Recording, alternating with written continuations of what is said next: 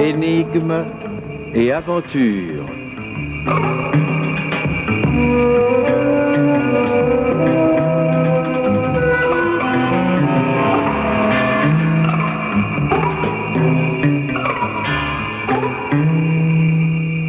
Ce soir, un assassin qui n'existe pas, d'Henri Crespi. Mise en onde de Roland G.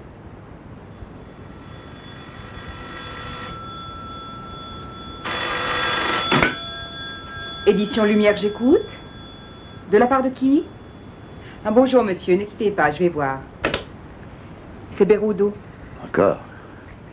Bon, ça va, Denis. Ne quittez pas, je vous le passe. Allô, bonjour Bérodeau. Je sais ce que vous allez me dire. Oui, nous sommes d'accord. Vous aurez les épreuves la semaine prochaine. L'imprimeur me fait attendre. Écoutez, rappelez-moi mercredi. Mais non, je ne peux pas faire autrement. Je ne suis pas dans les machines. C'est comme ça. Nous sommes tous victimes. Bon, excusez-moi, mais j'ai rendez-vous. C'est ça. Mercredi, oui, mercredi. Au revoir. Et l'imprimeur qui ne veut pas composer le texte si on ne le paye pas. Et l'argent de Bérodeau? Enfin, vous savez bien qu'il a fait... Encore. Édition Lumière, j'écoute. De la part de qui? Ah, monsieur Garcia, oui. Oui, ne quittez pas. Il attend son rendez-vous. Qu'il rappelle. Il a déjà rappelé 3 fois.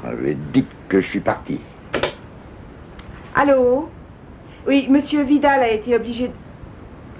Oui, je comprends. Il n'a pas l'air content. J'ai pas encore lu ces machins et son manuscrit qui est chez moi. Tant pis, je vais le prendre. Ne quittez pas, monsieur Garcia, j'entends rentrer quelqu'un, c'est peut-être monsieur Vidal. Ah, oui, c'est bien lui. Je vous le passe. Allô, bonjour, cher monsieur. Ah oui, je suis submergé. Mais oui, je les ai parcourus. Ça me paraît intéressant. Oui, j'envisage de l'éditer. Ah ben non, rien de particulier. Bon, écoutez, je n'ai pas beaucoup de temps. Est-ce que vous disposez de 10 000 francs? Mais monsieur, vous n'imaginez tout de même pas que je peux prendre entièrement à ma charge l'édition d'un livre de poésie. Un conte d'auteur, oui. Oh, évidemment, vous me citez des auteurs célèbres, mais vous, qui êtes-vous, hein? Vous n'avez pas 10 000 francs? Alors, mon pauvre ami, votre poésie ne vaut rien du tout. Non, monsieur, vous m'embêtez. La barbe. Poète, discutailleur, pas d'argent et grossier. Qu'est-ce qu'il s'imagine? À classer. Quel est le programme? Demain, je vais chercher un imprimeur. Où ça? Beauvais ou Étampes, je sais pas encore. C'est pas la même direction? J'ai plusieurs adresses. Tu m'emmènes? Je vous ai déjà demandé de ne pas me tutoyer. Il n'y a personne. C'est une question d'habitude. Après, on risque de se tromper. T'as pas toujours dit ça? Maintenant, je le dis. Et ce week-end? Je ne peux pas vous emmener. Pourquoi? Y a quelqu'un d'autre? C'est pas ça. Je n'en ai pas envie. Je n'en ai plus envie. Comme ça, je suis renseignée, c'est clair. Très clair. Mais... J'aimerais autant que vous ne me fassiez pas une scène. Bien, patron. Et vous n'en profitez pas pour me mettre à la porte? Pourquoi? Vous êtes une très bonne secrétaire.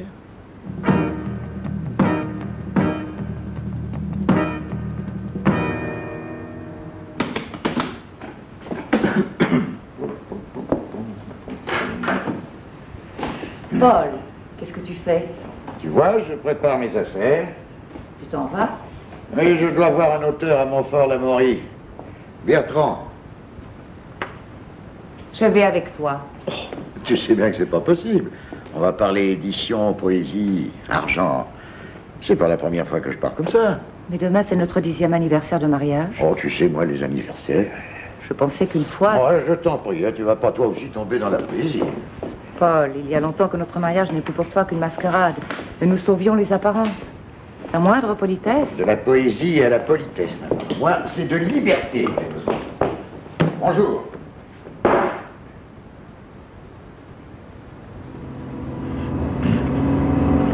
Nous allons bientôt arriver. Tenez, là-bas devant vous, on aperçoit le clocher de Guercy. À l'auberge, il y a un pâté fameux. Alors, des grillades sur feu de bois. Pourquoi vous riez? Je ris parce que je suis content d'être avec vous.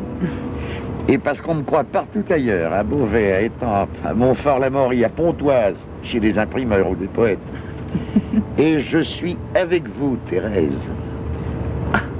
Je n'arrive pas à y croire moi-même. Mais vous n'oubliez pas que je dois rentrer ce soir même?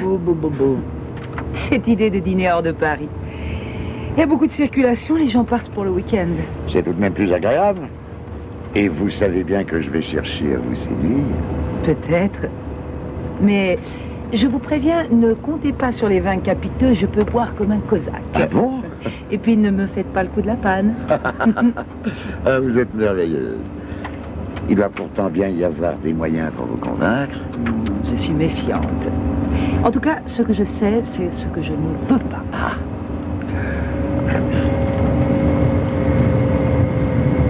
Ah, nous arrivons.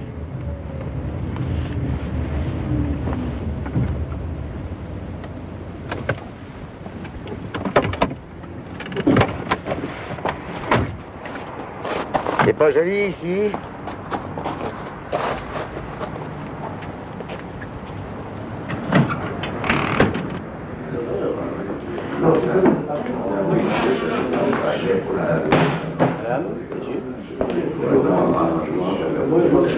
Allô. Nous aimerions dîner. Je vous mettrai près de la cheminée. Servez-nous de scotch en attendant. Je n'aime pas tellement le whisky. Ah, excusez-moi. Qu'est-ce que vous voulez boire? Un pastis. Alors, un pastis pour madame. Merci. Asseyez-vous donc. Merci. Oh. Des fauteuils, un feu de bois, un délicieux dîner qui se prépare. Et on devine que dehors, il y a une bonne odeur de feuilles mouillées. C'est votre entrée en matière? Enfin quoi, vous n'êtes pas bien ici? Ah, si, je suis très bien. Ah bon? Je suppose que je ne suis pas la première à être assise dans ce fauteuil. À vous entendre parler de l'odeur des feuilles mouillées. Vous êtes jalouse? Et voilà, un pastis Merci. et un scotch. Merci. Santé, monsieur l'homme. À la vôtre? Santé. Eh ben, je ne pensais pas venir si loin. Ah, Thérèse, vous avez sans doute une robe extraordinaire qui vient de chez le meilleur couturier. Mais je préfère vos yeux. Allons, Paul, ne devenez pas trop romanesque. Léon, tu nous remets ce... Oui. À toi, Gustave. Oui, oui.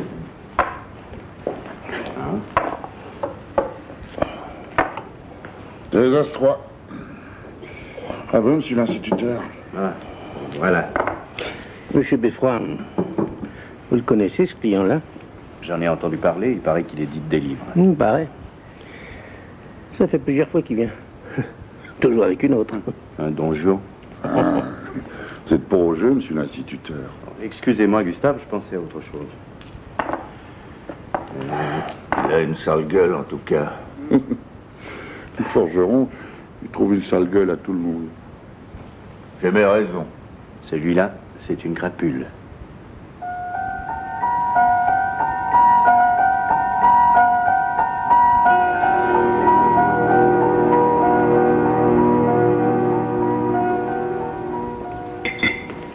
Alors, les côtelettes. Délicieuse. Vous me faites plaisir. Je vous sers du café? Oui, c'est ça, du café et un alcool. Bien, Ah, dites-moi, patron, gardez-nous une chambre qui donne sur le bois. Ah non, c'est inutile, nous allons rentrer à Paris. Mais enfin, on peut téléphoner d'ici. Non, n'insistez pas. Alors, qu'est-ce que je fais? Retenez la chambre, je confirmerai tout à l'heure. Bien, monsieur. Enfin, Thérèse, ne faites pas l'enfant. Enfin, vous m'avez attiré ici pour... Et vous prétendez qu'Henri est votre ami? Nous sommes amis. Et alors? Vous lui prenez son argent. Et vous faut également sa femme. Oh, Henri, vous savez... Encore un verre, monsieur Léon. Oui, justement, je sais. Ça commence à bien faire, tu crois pas, Gustave? Voilà, monsieur Léon, il n'y a personne ce soir. Mais il y a mes clients là-bas. Oh, ça s'occupe pas de nous. Tu vas encore te quitter. Faut bien vivre. Tiens, je suis l'instituteur. Vous êtes revenu? Un ami qui est arrivé à l'improviste, je n'ai rien à lui offrir et l'épicerie est fermée. Je venais voir si vous ne pouviez pas me céder une bouteille de quelque chose. Oui, tout de suite. Je vais servir les cafés, je suis à vous. Hein, tout de suite. Voilà le café. Et je vais vous faire goûter le petit torboyer du patron. C'est ça, donnez-nous de quoi se tordre. Et je prends la chambre. Mais je vous ai dit que... Je la prends pour moi. Bien, monsieur. Enfin, vous allez me raccompagner. Vous voulez rire? Ah, mais c'est ce que nous verrons. C'est ce que vous verrez. Ça n'a pas l'air de s'arranger là-bas. Avec ce genre de type, Elle est peut-être comme le forgeron. Mais qu'est-ce que le forgeron vient faire là-dedans? Les Parisiens, sale gueule qui traîne par là, il aime pas ça. Non, dis donc, Gustave, tu crois pas que t'as assez bu? Mais j'ai jamais assez bu. Et puis, moi aussi, je trouve qu'il a une sale gueule.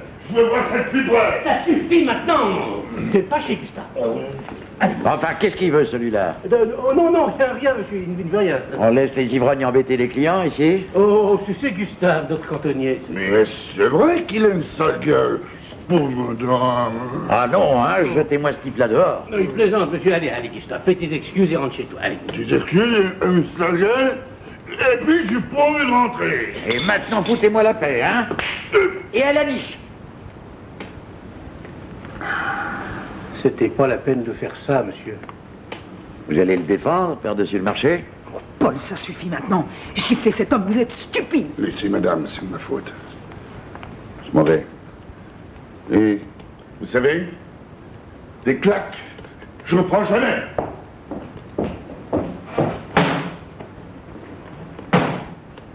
Une vraie partie de rigolade, cette journée. Vous croyez que je vais me laisser faire? Vous vous imaginez que tout est possible, que vous pouvez tromper tout le monde? Thérèse, vous êtes venue jusqu'ici, avec moi, clandestinement. Nous faisons un bon dîner dans une auberge, avec une chambre retenue pour nous deux. Et vous prétendez passer pour une oie blanche? Allons, allons. Vous ne convaincrez personne. Vous êtes bêtement compromise. Il vous reste à faire ce que je vous dis. Oh non. En tout cas, ne comptez pas sur moi pour vous ramener ce soir. J'ai besoin de prendre un peu d'air. Je vais aller fumer une cigarette dehors. Je vous laisse réfléchir.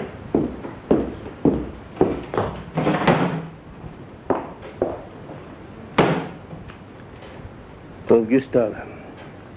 Heureusement qu'il n'y a pas d'autres clients ce soir. mais bon, il faut que je rentre en vitesse. Merci pour la bouteille. Non, c'est rien. Bonsoir, monsieur Beffroy.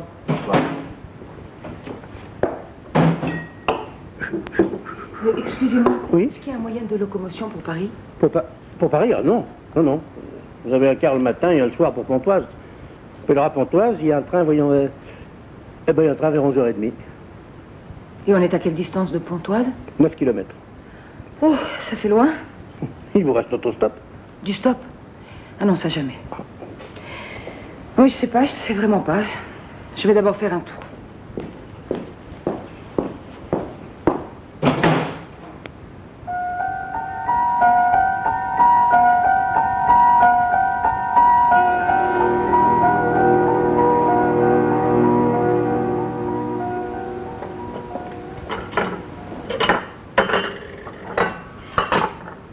Dis donc, Léon. Oh. Mais qu'est-ce qu'ils font, tes amoureux? Moi, j'ai bientôt fini ma cuisine. J'en sais rien.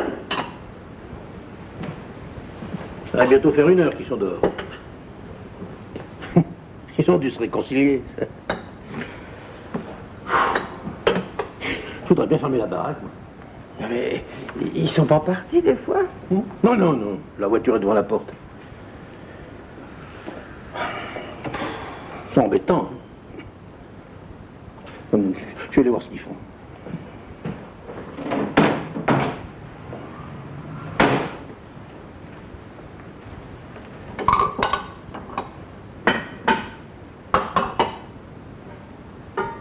Marie! Marie! Oh, bon, qu'est-ce qui se passe?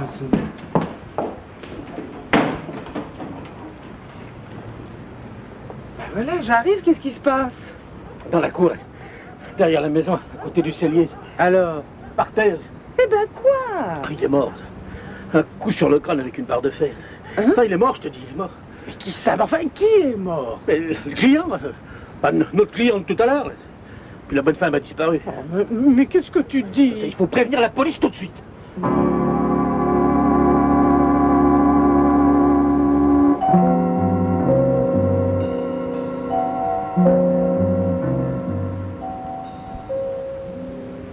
Encore un rouge, Léon. Tout de suite. Je vous sais quelque chose, monsieur? Oui, un blanc sec. Voilà. Vous avez vu le journal? Le journal. Ils disent n'importe quoi dans le journal. N'importe quoi. Vous avez peut-être entendu parler de ce qui s'est passé ici. Quoi donc? Tenez, là, à la 3e page, là dans le journal. Pour un mot malheureux, un cantonnier de village tue un éditeur parisien à coups de pioche. Un mot malheureux, ils appellent ça. J'étais disputé. L'éditeur parisien a donné une claque à Gustave. Ici, hein. Je l'ai vu, là, c'est devant moi. C'est ça, le mot malheureux. Alors l'autre, il a donné un coup de pioche.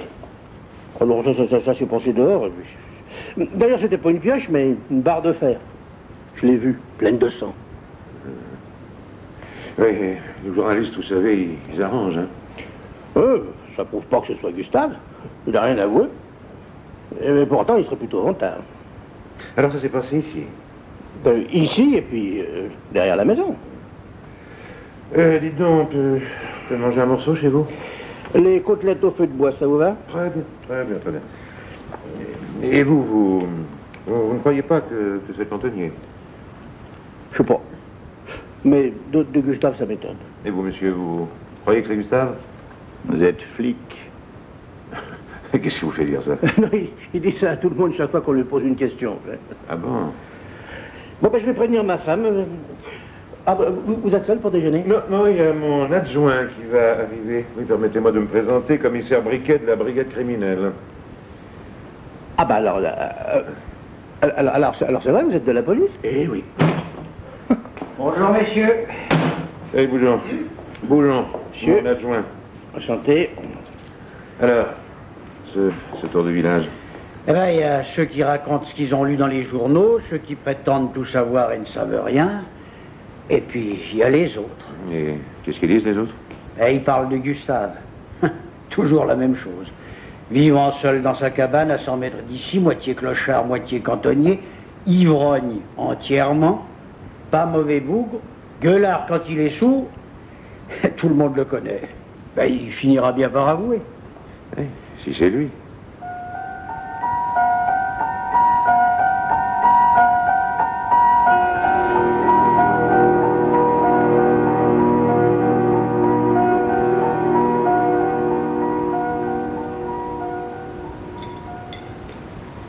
Voulez-vous goûter mon tamboyau, monsieur le commissaire? Ah, volontiers, oui. Eh, mon petit Bougeon? Ah, merci. Alors voilà. À la vôtre. Ah ben autre.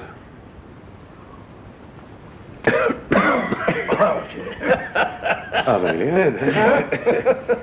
Dites donc, à propos de boisson, là, je voudrais bien retrouver cette dame dont nous ne savons rien.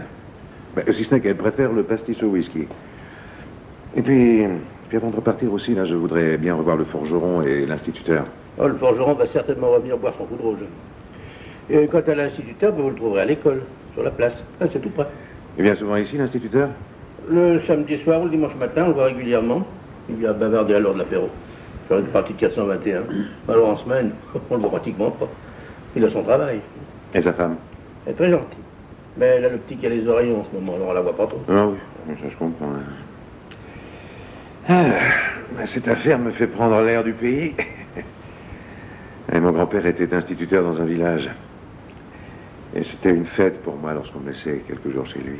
Quand est-ce qu'on retourne à Paris? Vous êtes pressé, Bougeon? Ben, moi, vous comprenez, c'est pas pareil. Mon grand-père était cultivateur et quand on me traînait chez lui, c'était un calvaire. D'ailleurs, pour moi, le nœud de l'affaire se trouve à Paris. Il faut tout de même partir du lieu du crime, non? Ah voilà le forgeron. Hé, forgeron, venez un peu par ici, là. On va vous offrir un café. Oh, bah, moi, j'aimerais mieux un coup de rouge. Alors, un coup de rouge. Un.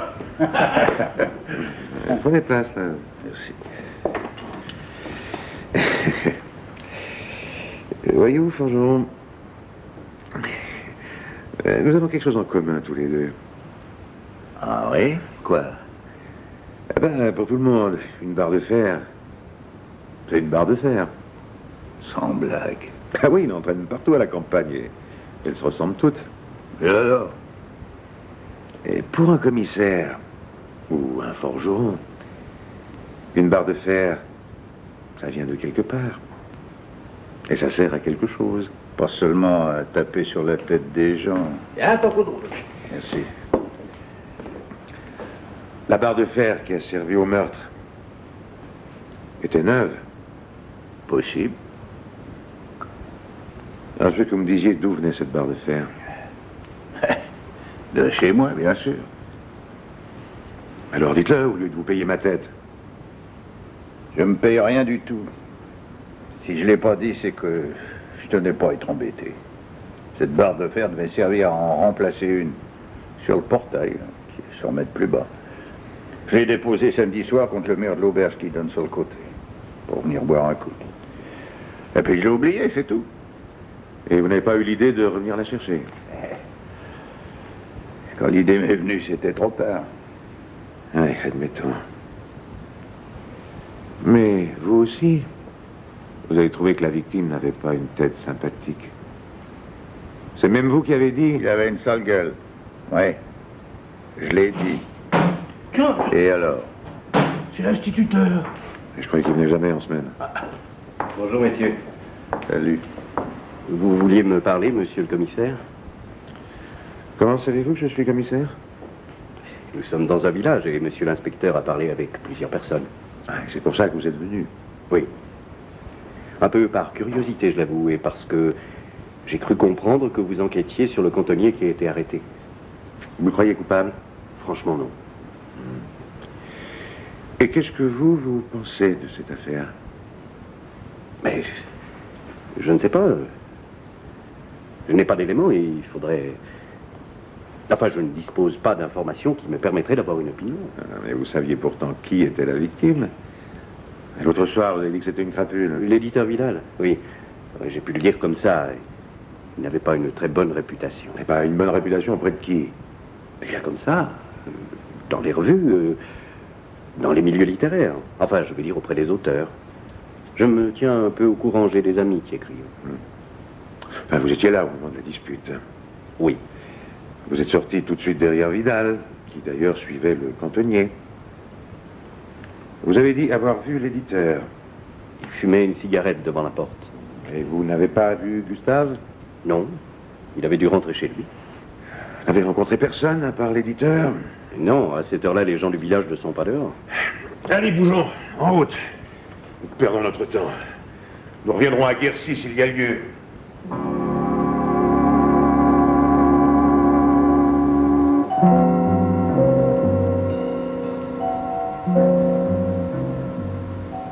Cette affaire m'agace. On tourne en rond, là. Tout le monde a des raisons de tuer ce type et personne n'a d'alibi valable. Faut même pas arrêter tous les gens du village, hein. Et le cantonnier? Oh, le cantonnier, on a coffré le premier innocent venu qui fait figure de coupable. Et si c'était vraiment lui? Eh bien, c'est que ce ne sera aucun des autres. Et puis, il y a trop de gens dans cette affaire. Moi qui voulais être discret. Bon, ben maintenant, nous allons recommencer par le Patron, début. il y a toujours cette femme dans le couloir qui vous attend. Ah, oui, faites l'entrée. Bien. Madame, s'il vous plaît. Merci.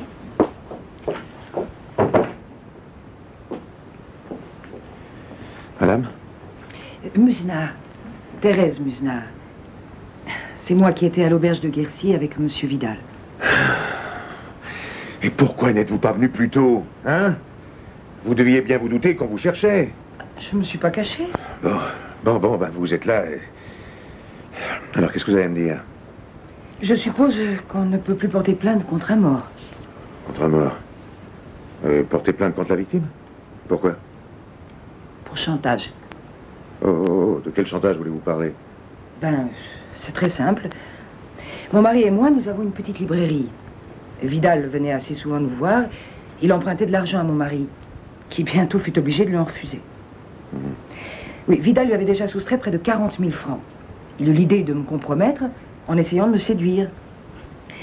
Il espérait me faire chanter. Alors j'ai fait semblant d'entrer dans son jeu et j'ai accepté son invitation. Mais je n'avais pas prévu que ce dîner aurait lieu si loin. Et si votre mari avait appris cette invitation? Ah, mais je l'avais prévenu. Oui, c'est très bien, toute cette histoire, très bien. Mais vous avez pu l'inventer. L'inventer? Pourquoi faire? Pour vous venger de toute autre chose. Et là, je vais vous proposer une autre version des faits. Vous vous apercevez que Vidal veut vous compromettre. Il y a la scène de l'auberge, vous sortez pour retrouver Vidal. Nouvelle dispute. Vous allez ensemble derrière la maison pour ne pas être en vue de tout le monde. Vous attrapez la barre de fer et vous le tuez. Quoi? Puis vous partez sur la route. Vous avez 2 heures de marche, ça vous donne l'occasion de réfléchir et vous concevez tout votre plan. Le plus simple étant de donner une version identique à celle de votre mari pour en faire votre complice. À propos, où était votre mari samedi soir? Chez des amis de 8h à 1h du matin. Ça, c'est facile à vérifier. Bon. Alors revenons à vous. En tuant Vidal, je n'avais plus aucune chance de récupérer l'argent qu'il nous a escroqué. Mais vous ne savez pas tout. Je n'ai pas vu Vidal en sortant de l'auberge, ni le cantonnier que vous avez arrêté. Par contre, j'ai vu quelqu'un d'autre. Quoi? Vous ne pouviez pas le dire tout de suite, non? Vous m'en avez pas laissé le temps? Alors dites-moi, comment ça s'est passé? Alors, Vidal est sorti de mauvaise humeur pour aller fumer une cigarette. Je voulais m'en aller, mais j'avais appris qu'il n'y avait pas de moyen de communication. Je suis sortie 2 minutes après Vidal pour lui demander s'il se décidait à me ramener. Je ne l'ai pas vu. Mais j'ai aperçu un homme qui arrivait sur la route. Il m'a vu et il s'est approché de moi. Qui c'est? Le forgeron. Ah, c'est nouveau, ça. Et alors? Ben, il a prétendu avoir oublié quelque chose. Je lui ai dit que je voulais aller à Pontoise, alors il m'a accompagné 200 ou 300 mètres pour me montrer la route. Et il m'a souhaité bon courage, puis il est retourné sur ses pas. Il est retourné sur ses pas. Alors, merci. Ça me donne une idée.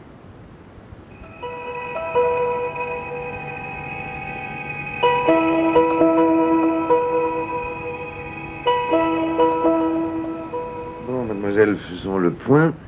Vous m'avez parlé des affaires de Monsieur Vidal et de lui-même. Vous le connaissez bien. Il y a longtemps que vous êtes la secrétaire des éditions Lumière. Vous m'avez dit ce qui s'est passé ici vendredi. Il y a Bérodeau, pharmacien poète. Vidal lui soutire de l'argent pour éditer un livre et ne le fait pas. Et Bérodeau est furieux. C'est ça. Mais il y en a beaucoup d'autres. Des auteurs refusés? Oui. Comme ce poète qui a téléphoné plusieurs fois, avec lequel il a été très désagréable. Vous avez son nom? C'est un certain Garcia. Il lui avait envoyé un manuscrit que Vidal n'a pas lu. Son adresse? Je l'ai pas. Elle est sans doute sur le manuscrit qu'il a emporté chez lui. Et on a dit qu'il était... Et oui, qu'il était facilement désagréable. Avec vous, l'était-il? Moi? Oui, vous, en fait, vous n'avez pas parlé de vous, Vous aimiez Vidal? Oui.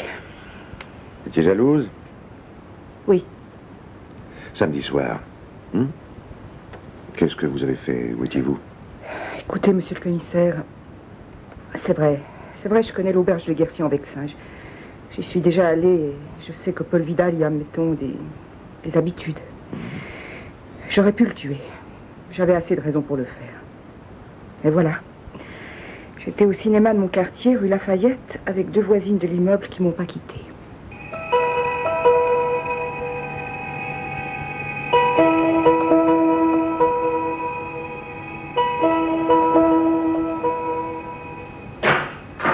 Madame Vidal? Entrez, monsieur le commissaire. Merci.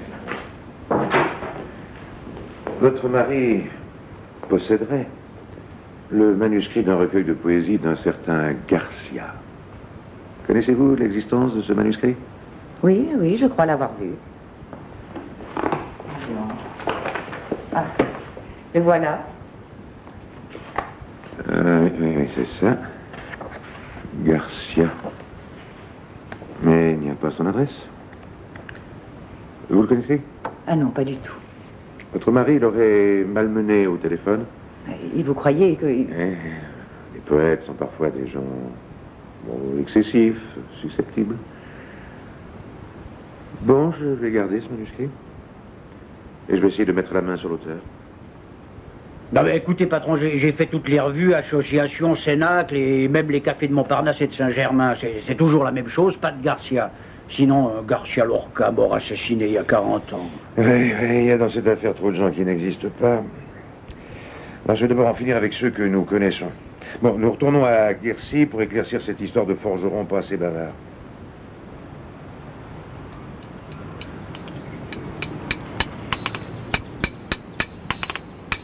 Oh! Qu'est-ce que vous me voulez? La vérité, je n'ai plus de temps à perdre. Moi non plus. Assez! Vous n'aimez peut-être pas parler, mais c'est parfait. En prison, on n'est plus obligé. Samedi soir, vous êtes ressorti, pourquoi? Bon. Je suis ressorti après dîner pour chercher la barre de fer que j'avais oubliée. J'ai vu la femme sortir de l'auberge et accompagné un bout de chemin. Quand je suis revenu à la barre de fer, elle n'était plus là. Contre le mur, où je l'avais posée.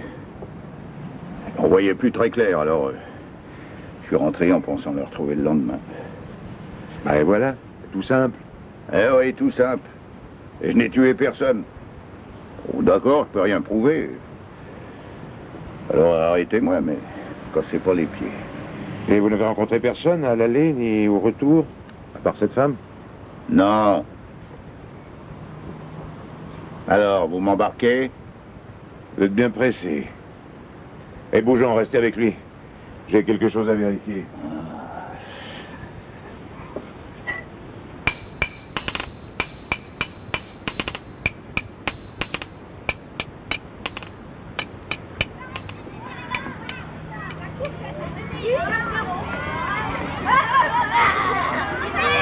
Bonjour, commissaire. Bonjour, monsieur l'instituteur. Vous avez un moment? Oui, la classe est finie. Entrez dans mon bureau. Bien. Votre femme n'est pas là? Elle est en haut avec le petit qui est malade. Ah oui, c'est vrai, il a les oreillons. Oui, alors ma femme reste le plus possible à son chevet. Oui, bien sûr, je comprends. Vous avez du nouveau? Eh bien, si ce n'est pas le cantonnier, ça pourrait bien être le forgeron. Il est ressorti après dîner, soi-disant chercher sa barre de fer. Et il a rencontré Madame Musnard. C'est sans doute vrai. Et il ne l'avait pas dit. Il n'a aucun alibi. Je vous ai dit que l'éditeur Vidal était un personnage assez abject. Mais les gens du village ne le savaient pas. J'ai pensé à autre chose. Je ne voulais pas vous en parler. C'est délicat. Et j'hésite encore. Ah ouais? Que voulez-vous dire? Vous savez quelque chose? Rien de précis. Quelqu'un est venu me voir samedi soir. Quelqu'un qui connaissait Vidal. Il m'en a parlé en des termes assez violents. Et qui était-ce? Un poète que j'ai rencontré 2 ou 3 fois. Il est arrivé ici à 9 h en m'annonçant qu'il se rendait dans le Nord et voulait seulement me dire bonjour. Nous avons commencé à bavarder un peu. Je lui ai dit que Vidal était à l'auberge. Il m'a paru alors très agité. Il m'a dit que Vidal était un escroc, une vermine qui méprisait la poésie et les poètes. Qu'il était grossier et que des gens comme ça ne devraient pas exister. Oui, je vois.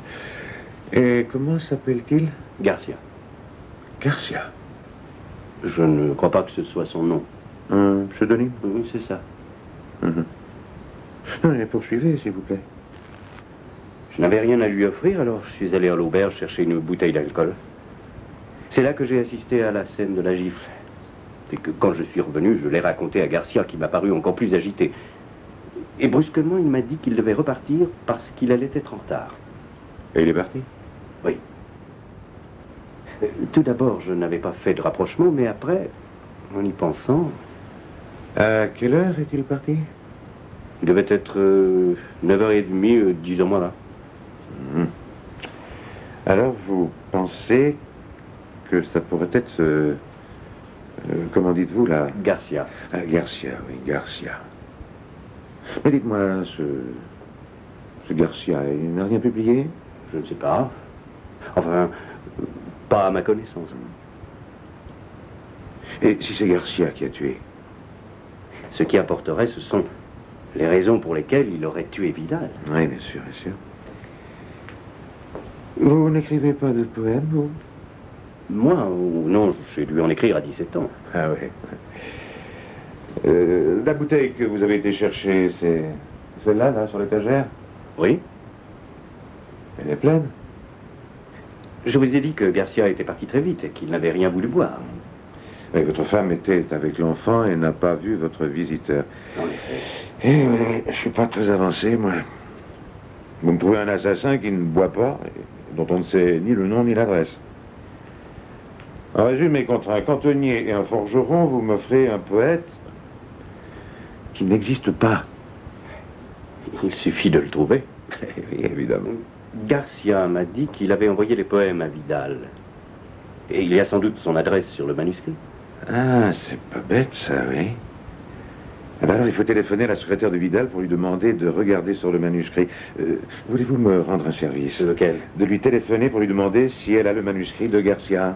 Mais à quel type? Ah, ben, vous n'avez qu'à dire que vous êtes Garcia. En tant que Garcia, je ne peux pas lui demander l'adresse qui est sur le manuscrit. Ah, oui, évidemment, non, c'est pas ça. Eh bien, dites-lui la vérité, que vous êtes un ami de Garcia, qu'il est passé chez vous, mais que vous n'avez pas son adresse. Et ça m'embête un peu de jouer cette comédie, d'être mêlé officiellement à cette affaire. Je ne voulais déjà pas vous parler de ce Garcia. Mais vous ne voulez pas non plus que des innocents soient condamnés, hein? Oui, c'est vrai. Ah, c'est tout à votre honneur, ça. Voyez-vous, pendant toute cette affaire, j'ai beaucoup pensé à mon grand-père. Oui, mon grand-père. Il était instituteur dans un village. C'était un homme estimé, juste, sensible. Et il écrivait des poèmes le soir en cachette. Et il ne voulait pas le dire, par peur d'être ridicule. Et parfois, il nous lisait des vers en disant qu'ils étaient d'un jeune homme inconnu dont il ne connaissait ni le nom ni l'adresse. Oui, voyez-vous, c'est ainsi qu'il existe des instituteurs pour remplacer des poètes qui n'existent pas. Et alors? Alors téléphonez aux éditions Lumière pour demander l'adresse de Garcia. Vous avez un adjoint? Oui, mais il n'a pas votre voix. Évidemment. Et vous êtes sans doute le seul à avoir la voix de Garcia. Ce Garcia que personne n'a vu, mais que la secrétaire de Vidal a entendu. Et cette voix qu'elle reconnaîtra, monsieur Beffroi. Vous avez voulu sauver le cantonnier puis le forgeron en faisant découvrir un assassin qui n'existe pas. Mais quand il y a une victime, les assassins qui n'existent pas, ça n'existe pas. Alors, téléphonez? C'était plus la peine. Il y avait trop de coïncidences. Pourquoi Garcia serait-il venu à Guercy le même soir que Vidal? Il est déjà assez étrange que Vidal soit venu dans le village où se trouvait un instituteur qui lui avait envoyé des poèmes. Des poèmes de jeunesse. J'ai eu l'idée de les envoyer à Vidal, précisément parce que j'avais appris qu'il venait à Guercy. Je pensais pouvoir le rencontrer ici pour avoir un contact plus humain. Plusieurs fois j'ai téléphoné et puis j'ai compris l'homme que c'était. Genre. Alors, vous êtes sorti derrière lui, de l'auberge. Vous avez pris la barre de fer qui était contre le mur. et vous avez frappé. Et ainsi, vous avez vengé Garcia, tous les Garcia, les poètes bafoués et les poètes assassinés. Un assassin qui n'existe pas, d'Henri Crespi, interprété par Claudine Berthet dans le rôle de Jacqueline, Liliane Hague, Françoise, Séverine Bujard, Thérèse, Jacqueline Burnand, Marie, René Habib, Vidal, Georges Milot, Léon, Daniel Filion, Le Forgeron, André Pache, Gustave, Gilles Pidou, Beffroi, Jean Bruno, Briquet et Bernard Junot, Boujon. Prise de son, Roland Pergaud, mise en onde de Roland G, assisté d'Anne-Marie Colère.